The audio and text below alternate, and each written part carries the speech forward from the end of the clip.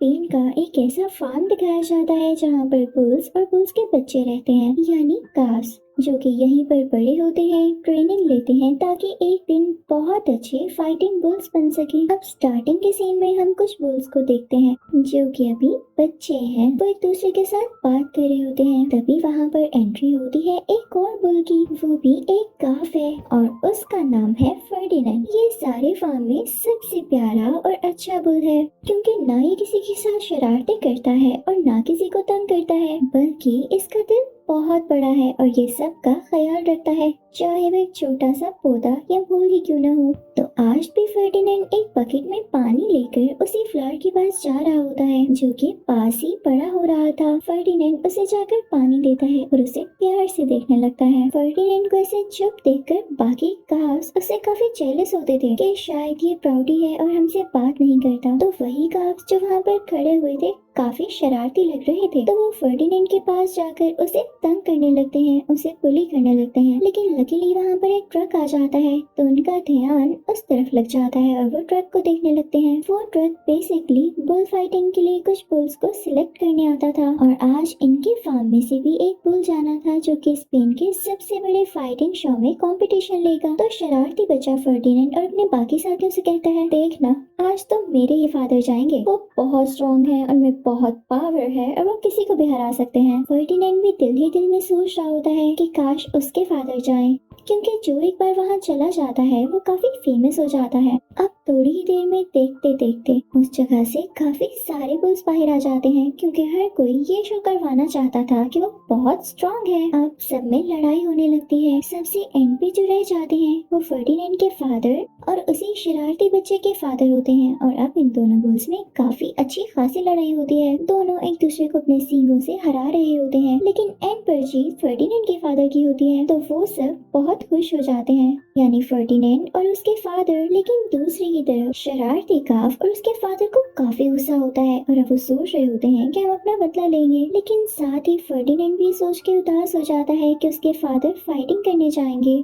उन्हें दर्द होगा और वो उससे दूर भी हो जाएंगे। तो वो जाकर अपने फादर के सर के ऊपर बैठ जाता है और उनसे कहता है, बाबा आपका फाइटिंग के लिए जाना जरूरी है क्या? मेरा आपके बगैर दिल नहीं लगेगा। क्या हम अपनी जिंदगी पीस के साथ नहीं गुजार सकते? हम फाइट क्यों करते हैं? तो उसके फादर उसे बताते हैं, मेरे बेटे, जिंदा रहने के लिए हमेशा फाइट करनी पड़ती है और ये तो हमारी जिंदगी का हिस्सा होता है। देखना मैं जीत कर आऊंगा। लेकिन फर्डिनेंड कुछ भी नहीं बोल पाता, क्योंकि फार्म में उसकी किसी के साथ भी दोस्ती नहीं थी और अब उसके फादर भी जा रहे थे। वो उन्हें गुड लक विश करने के सिवा यानी इसके अलावा कुछ भी नहीं कह सकता था। ट्रक का दरवाजा खुला होता है और फर्डिनेंड के फादर उसमें चढ़ जाते हैं। फर्डिनेंड बेचारा काफी उदास हो जाता है और उसी ही वक्त हम उस शरारती काफ को देखते हैं जो कि डार्क ब्राउन कलर का होता है। उसे फर्डिनेंड पर काफी गुस्सा था, तो वो उसके छोटे से फ्लावर और प्लांट को अपने पाँव से क्रश कर देता है और ये देख के फर्डिनेंड और उदास हो जाता है। जैसे तैसे करके फर्डिनेंड रात गुजार ही लेता है और जैसे ही हल्की सी सुबह होती है तो फर्डिनेंड को एक ट्रक की आवाज आती है। फर्डिनेंड भागता हुआ बाहर की तरफ जाता है, लेकिन वहाँ जाकर देखता है कि जब वर्कर ट्रक का दरवाजा खोल रहा है तो उसके फादर अंदर नहीं है। वो काफी डर जाता है कि कहीं उसके फादर की फाइटिंग में डेथ तो नहीं हो गई है या वो हार गए हैं और उन्हें वहीं पर रख लिया गया है। वो घबरा जाता है और उसका फार्म में दिल भी नहीं लगने वाला था। वो फौरन वहाँ से भागता है बिना कुछ सोचे समझे। अभी तो ठीक से दिन भी नहीं हुआ होता। वहाँ के कुछ लोग गाड़ी में होते हैं और उसे रोकने की कोशिश करते हैं और कुछ उसके पीछे भागने लगते हैं। फर्डिनेंड हिम्मत नहीं हारता।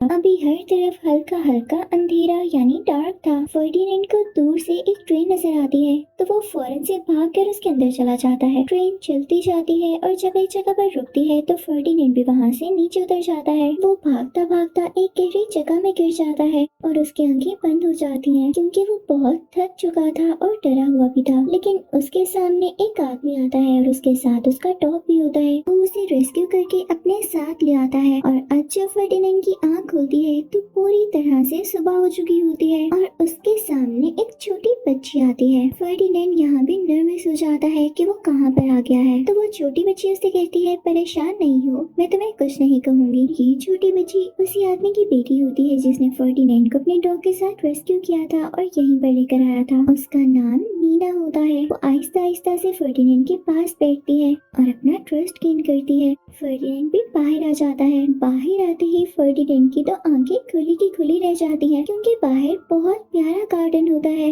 हर तरफ फूल ही फूल और खुशबू होती है जो कि फर्डिनेंड की तो फेवरेट थी। तो वो गार्डन में भागने लगता है, फूलों को सूंघता है और काफी एंजॉय करता है। और हमें यहाँ पर यही सीन दिखाया जाता है कि वो इसी तरह घूमता फिरता बड़ा हो जाता है। नीना के फादर गिटार बजाया करते थे जबकि नीना फर्डिनेंड के साथ काफी खेला करती थी और अब उनमें काफी गहरी दोस्ती हो जाती है, यानी ये सब बेस्ट फ्रेंड्स बन जाते हैं। फर्डिनेंड इतना बड़ा बुल बन चुका था लेकिन अभी भी उसकी नेचर सॉफ्ट थी, यानी उसे फाइटिंग में इंटरेस्ट नहीं था और वो नीना के साथ बच्चों की तरह ही खेला करता था। अब एक दिन उस टाउन में बहुत बड़ा फ्लावर फेस्टिवल होता है तो नीना अपने फादर से कहती है कि हर साल हम फर्डिनेंड को अपने साथ लेकर जाते हैं और इस साल भी मैं फर्डिनेंड को अपने साथ ही लेकर जाऊंगी। तो नीना के फादर उससे कहते हैं पहले की बात और थी, फर्डिनेंड एक छोटा सा काफ था और अब वो बड़ा बुल है। ये बात तो हमें पता है ना कि कितना अच्छा है, लेकिन बाहर के लोग इसे देख के काफी डर जाएंगे और फ्लावर फेस्टिवल खराब हो सकता है तो हम इसे कहीं और ले जाएंगे।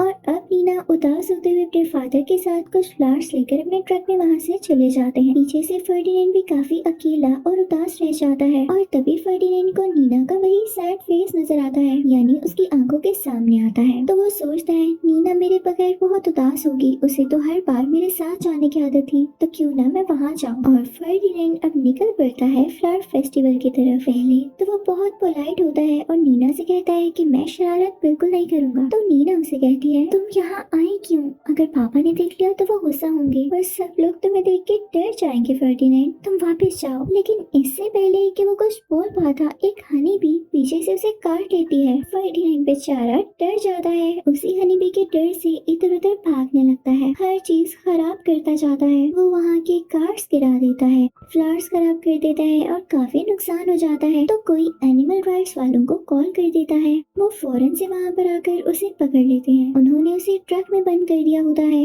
और अब वो निकल पड़ते हैं जबकि नीना उस ट्रक के पीछे पीछे जाती है। उनको कैसे बता दी कि ये मेरा पेट है, लेकिन उसकी भी कोई नहीं सुनने वाला था क्योंकि फर्डिनेंड काफी बड़ा बुल था और उसका ऐसे सबके बीच में रहना खतरनाक बात थी। वो ट्रक फर्डिनेंड को उसी फार्म में ले आता है जहाँ से वो बचपन में भागा था और ये इस मूवी का सबसे सैड और इमोशनल फेज है। फर्डिनेंड यहाँ पर बिल्कुल भी नहीं आना चाहता था क्योंकि यहाँ से उसकी काफी ज्यादा बैड मेमोरीज जुड़ी थी। ट्रक में फर्डिनेंड के साथ एक गोट भी होती है, यानी एक बकरी, जो उसे कहती है अच्छा फर्डिनेंड अब बस करो, तुम्हारा उदास होना बनता नहीं है, तुम फार्म में आओ सब कुछ सेट हो जाएगा। और ऐसे ही होता है। फर्डिनेंड जब फार्म में उतरता है तो उसे अपने सारे पुराने दोस्त दिखाई देते हैं जो उसे वेलकम करते हैं, सिवाय उसे ब्राउन बुल के जो बचपन में काफी शरारती और बदतमीज हुआ करता था। वो उसे वेलकम भी नहीं करता। वो फर्डिनेंड से कहता है कि तुम्हारे जाने के बाद मुझे तो बहुत सुकून था, तुम वापस क्यों आ गए हो। तो फर्डिनेंड बहुत मासूम होता है और वो उसे अच्छे तरीके से बात करते हुए बताता है मैं चला जाऊंगा वापस, मैं यहाँ आना तो नहीं चाहता था पर मुझे ले जाया गया, मेरा भी यहाँ पर दिल नहीं लगेगा और मैं अपने घर वापस चला जाऊंगा। फिर इसी तरह से वो रात गुजर जाती है। सुबह होने पर उसी फार्म में काफी रिच आदमी आता है जो कि अपनी शानदार सी गाड़ी में आया था और काफी टोल होता है और यही था जो कि उस फाइटिंग शो का डायरेक्टर था। वो कहता है कि उसे ऐसे बुल्स चाहिए जो बहुत अच्छी फाइटिंग करते हो और मुझे इस बार अपने फाइटिंग शो के लिए कोई तगड़ा यानी स्ट्रॉन्ग बुल ही चाहिए जो अगले बुल को फौरन से हरा डाले। अब यहाँ पर ये बुल फाइटिंग स्टार्ट होती है। ब्राउन बुल ये देख के काफी एक्साइटेड हो जाता है क्योंकि वो सोच रहा था वो आज के दिन फर्डिनेंड को सबके सामने हराकर सबका हीरो बन जाएगा।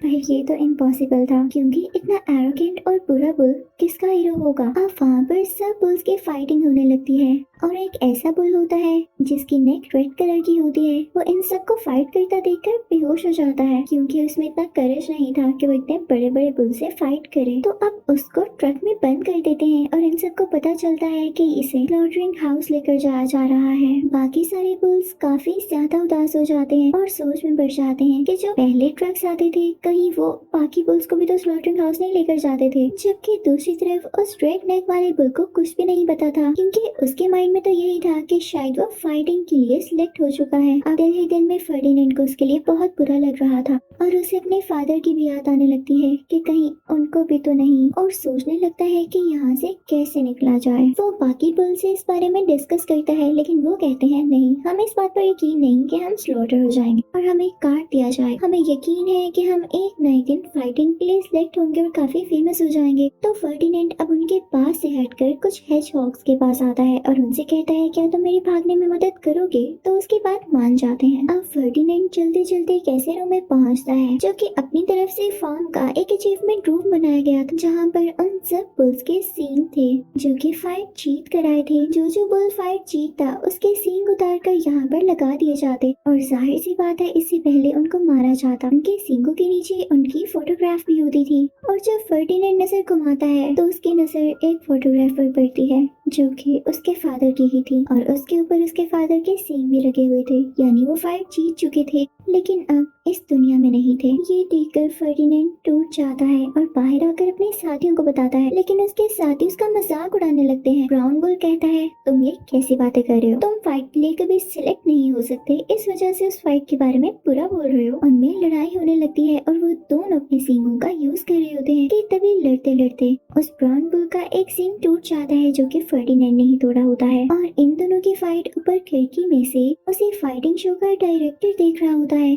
उसे फर्डिनेंड की पावर काफी ज्यादा लगती है तो वो फार्म ओनर से कहता है कि मेरी अगली फाइट के लिए मुझे फर्डिनेंड चाहिए। और रही बात उस ब्राउन बुल की, तो रूल को यूज करते हुए उसी को स्लॉटरिंग हाउस ले जाया जाता है ताकि उसे स्लॉटर कर दिया जाए, क्योंकि अब उसका सीन टूट चुका था और वो फाइट कभी नहीं कर सकता था। सभी देख के काफी उदास हो जाते हैं और कहते हैं फर्डिनेंड तुम ठीक कह रहे थे, अब हमें यहाँ से भागना ही होगा। लेकिन इससे पहले वो लोग प्लान करते हैं कि स्लॉटरिंग हाउस से उन दोनों बुल्स को छुड़ा कर लाएंगे, यानी वही रेड नेक वाले बुल को और ब्राउन बुल को। अब वो लोग उसमें जाते हैं और एक ट्रॉली को ही क्रॉल करते हुए उसमें उन दोनों बुल्स को बिठाते हैं और उसी में से वापस आ जाते हैं। लेकिन साथ ही साथ फार्म के वर्कर्स भी उनके पीछे लग चुके थे, वो ऐसे थोड़ी इनको भागने दे सकते थे। लेकिन ये सारे एनिमल्स देर ना करते हुए वहीं का एक ट्रक लेते हैं और उसमें बैठकर वहाँ से निकल जाते हैं। वो छोटे छोटे हेजहॉग्स भी साथ होते हैं जो कि साथ साथ ड्राइव कर रहे थे ताकि बाकी एनिमल्स बाकी वर्कर्स का ख्याल रख सकें। लेकिन साथ ही साथ फार्म के वर्कर्स की एक कार भी उनके पीछे थी। फर्डिनेंड उनका ध्यान रख रहा था कि कहीं वो ज्यादा पास ना आ जाए और जल्दी से अपने सब साथियों को कहता है ट्रक से फौरन से उतरो और ये देखो सामने हमारी ट्रेन है। वो अपने सब साथियों को अपने सींगों और सर की मदद से ट्रेन में चढ़ा देता है और जब उसकी बारी आती है तो पीछे से उसे फार्म के वर्कर्स पकड़ लेते हैं, उस पर रस्सियां गिरा देते हैं ताकि वो इसे कंट्रोल में रख सके। वो उसे फौरन से ट्रक में बंद कर देते हैं